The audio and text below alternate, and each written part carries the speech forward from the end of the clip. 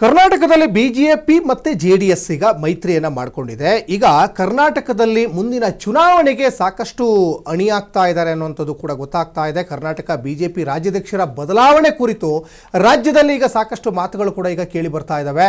ಹಾಗಾದರೆ ಬಿಜೆಪಿ ರಾಜ್ಯಾಧ್ಯಕ್ಷ BY ವಿಜಯೇಂದ್ರ ಈಗ ಅಧಿಕಾರವನ್ನು ಕಳ್ಕೊಳ್ತಾರಾ, ಹೈಕಮಾಂಡ್ ಅವ್ರನ್ನ ಬದಲಾವಣೆ ಮಾಡ್ತದಾ ಅನ್ನುವಂಥ ಚರ್ಚೆಯ ಬೆನ್ನಲ್ಲೇ ಇನ್ನು ಸಾಕಷ್ಟು ನೇರವಾಗಿ ಮಾತಾಡುವಂಥ ಇಬ್ಬರು ವ್ಯಕ್ತಿಗಳಂದರೆ ಅವರು KS ಈಶ್ವರಪ್ಪ ಮತ್ತು ಬಸನಗೌಡ ಪಾಟೀಲ್ ಯತ್ನಾಳ್. ಇವರೀಗ ಪಕ್ಷಕ್ಕೆ ಇನ್ನಾಗ್ತಾರಾ ಅನ್ನುವಂತಹ ಮಾತುಗಳು ಕೂಡ ಕೇಳಿ ಬರ್ತಾ ಇದೆ. ಇನ್ನು ಈ ಕುರಿತು ಪಕ್ಷದ ರಾಷ್ಟ್ರೀಯ ಅಧ್ಯಕ್ಷರು ಅಂತಿಮ ನಿರ್ಧಾರವನ್ನು ಕೂಡ ತೆಗೆದುಕೊಳ್ತಾರೆ. ಪಕ್ಷದಿಂದ ಈಗ ಆಲ್ರೆಡಿ ಈಗ ಬಸನಗೌಡ ಪಾಟೀಲ್ ಯತ್ನಾಳ್ ಕೂಡ ಹೊರಗಡೆ ಉಳಿದಿದ್ದಾರೆ. ಅಂದರೆ ಅವ್ರನ್ನ ಪಕ್ಷದ ವತಿಯಿಂದನೇ, ಯಾಕಂದರೆ ಒಂದಿಷ್ಟು ಪಕ್ಷ ವಿರೋಧಿ ಹೇಳಿಕೆಗಳನ್ನು ಕೊಡ್ತಾಯಿದ್ರು, ರಾಜ್ಯ ನಾಯಕರ ವಿರುದ್ಧವಾಗಿ ಹೇಳಿಕೆಗಳನ್ನು ಕೊಡ್ತಾಯಿದ್ರು. ಅವ್ರನ್ನೀಗ 6 ವರ್ಷಗಳ ಕಾಲ ಉಚ್ಚಾಟನೆಯನ್ನು ಮಾಡಿದ್ದಾರೆ. ಮತ್ತೆ ಅವ್ರನ್ನ ವಾಪಸ್ ಪಕ್ಷಕ್ಕೆ ಕರೆತರುವಂಥ ಪ್ಲ್ಯಾನ್ ಏನಾದರೂ ನಡೀತಾ ಇದೆಯಾ, ಆ ನಿಟ್ಟಿನಲ್ಲಿ ಒಂದಿಷ್ಟು ಚಿಂತನೆಯನ್ನು ಕೂಡ ನಡೆಸ್ತಾ ಇದ್ದಾರಾ ಅಂತ. ಹಾಗಾಗಿ ಒಂದು ಕಡೆ ಈಗ ಪಕ್ಷದ ಶಿಸ್ತುಗಳನ್ನು ಪ್ರತಿಯೊಬ್ಬರು ಕೂಡ ಫಾಲೋ ಮಾಡಲೇಬೇಕಾಗ್ತದೆ. 6 ವರ್ಷಗಳ ಅವಧಿಯಲ್ಲಿ ಅವರ ವರ್ತನೆಯನ್ನು ವರಿಷ್ಠರು ಆಲ್ರೆಡಿ ಈಗ ಸಹಜವಾಗಿ ಗಮನಿಸ್ತಾ ಇದ್ದಾರೆ. ಅವ್ರನ್ನ ಮತ್ತೆ ಪಕ್ಷಕ್ಕೆ ಪುನಃ ಕರೆತರುವಂತಹ ಅವಕಾಶಗಳು ಯಾವಾಗಲೂ ಕೂಡ ಇದ್ದೇ ಇರುತ್ತೆ ಅನ್ನುವಂಥದ್ದು ಕೂಡ ಇಲ್ಲಿ ಗೊತ್ತಾಗ್ತಾ ಇದೆ. ಇನ್ನು KS ಈಶ್ವರಪ್ಪ ಕೂಡ ಈಗ ಅಗೇನ್ ಅವರು ಕೂಡ ತನ್ನ ಮಗನಿಗೆ ಟಿಕೆಟ್ ಕೊಡಲಿಲ್ಲ ಅಂತ 2023ರ ಒಂದು ಚುನಾವಣೆಯಲ್ಲಿ ಬಂಡೆದ್ದಿದ್ರು.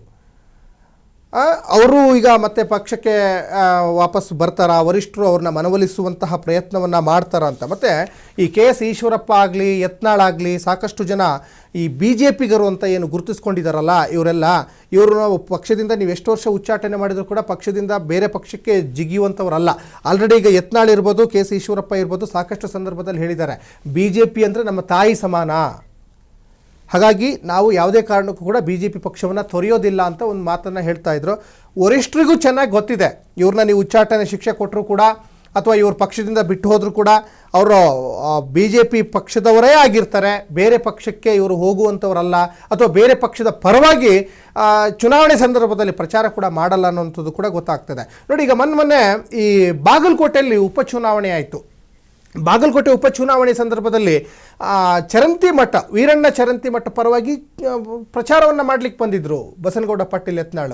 ಅಥವಾ BJPಗರ ಮೇಲೆ ಮುನಿಸಾಗಿದ್ದರೆ ಅಥವಾ ನನ್ನ ಪಕ್ಷ ನನ್ನ 6 ವರ್ಷಗಳ ಕಾಲ ಉಚ್ಚಾಟನೆ ಮಾಡಿದೆ ಅನ್ನುವಂತಹ ಒಂದು ಅಸಮಾಧಾನ ಅವ್ರ ಮೈಂಡಲ್ಲಿ ಇದ್ದಿದ್ರೆ ಅವ್ರು 100% ಮೊನ್ನೆ ಚುನಾವಣೆಗೆ ಬಂದು ಪ್ರಚಾರ ಮಾಡ್ತಾ ಇರಲಿಲ್ಲ. ವೀರಣ್ಣ ಚರಂತಿಮಠ ಅವರ ಪರವಾಗಿ ಅವ್ರು ಬಂದು ಪ್ರಚಾರ ಎಲ್ಲ ಮಾಡಿದ್ದಾರೆ ಅಂದಾಗ ಒಂದು ಕಡೆ ಅವರಿಗೆ ವರಿಷ್ಠರ ಮೇಲೆ ಗೌರವ ಇದೆ. ಅವರಿಗೆ ಬೇಸರ ಇರೋದು ಯಾರ ಮೇಲೆ ಅಂದರೆ ರಾಜ್ಯ ನಾಯಕರ ಮೇಲೆ, ಕುಟುಂಬ ರಾಜಕೀಯದ ಮೇಲೆ ಆಗಾಗ ಅವರು ಅಪಸ್ವರವನ್ನು ಎತ್ತುತ್ತಾನೆ ಇರ್ತಾರೆ. KS ಈಶ್ವರಪ್ಪ ಆಗಲಿ ಅಥವಾ ಯತ್ನಾಳ್ ಆಗಲಿ ಅಥವಾ ಬೇರೆ ಬೇರೆ ಇನ್ನೂ ಸಾಕಷ್ಟು ಜನ ಅಪಸ್ವರಗಳನ್ನು ಎತ್ತೋರಿದ್ದಾರೆ.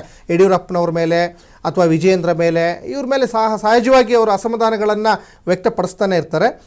ವರಿಷ್ಠರ ಮೇಲೆ ಅವರಿಗೆ ಯಾವುದೇ ರೀತಿಯಾದಂತಹ ಒಂದು ಬೇಸರ ಅಸಮಾಧಾನ ಇದ್ದಂತೆ ಕಾಣಿಸ್ತಾ ಇಲ್ಲ. ಹಾಗಾಗಿ ಅಗೇನ್ ಅವರು BJP ಪಕ್ಷಕ್ಕೆ ಬಂದರೆ ಮತ್ತಷ್ಟು BJPಯ ಬಲ ಹೆಚ್ಚಾಗುವಂಥ ಸಾಧ್ಯತೆ ಇದೆ. ಅಂದರೆ ಜಾತಿವಾರು ಲೆಕ್ಕಾಚಾರಗಳನ್ನು ನಾವು ಗಮನಿಸಿದರೆ ಇನ್ನು KS ಈಶ್ವರಪ್ಪ ಕುರುಬ ಸಮುದಾಯದ ಬಲಿಷ್ಠ ನಾಯಕ, ಜೊತೆಗೆ ಬಸನಗೌಡ ಪಾಟೀಲ್ ಯತ್ನಾಳ್ ಲಿಂಗಾಯತ ಸಮುದಾಯದ ಪ್ರಭಾವಿ ನಾಯಕ. ಇವರ ಅಗತ್ಯತೆ ಮುಂದಿನ ಚುನಾವಣೆಗೆ ಇದ್ದಂತೆ ಕಾಣಿಸ್ತಾ ಇದೆ BJPಗೆ. ಹಾಗಾಗಿ ವರಿಷ್ಠರು ಈ ಎಲ್ಲ ಯೋಚನೆಗಳನ್ನು ಈಗಿನಿಂದಲೇ, ಚುನಾವಣೆಗೆ ಇನ್ನೂ 2 ವರ್ಷ ಇದೆ, ಈಗಿನಿಂದಲೇ ಒಂದಿಷ್ಟು ಯೋಚನೆಗಳನ್ನು ಮಾಡ್ತಾ ಇದೆ ಅನ್ನೋದು ಸ್ಪಷ್ಟವಾಗಿ ಗೊತ್ತಾಗ್ತಾ ಇದೆ.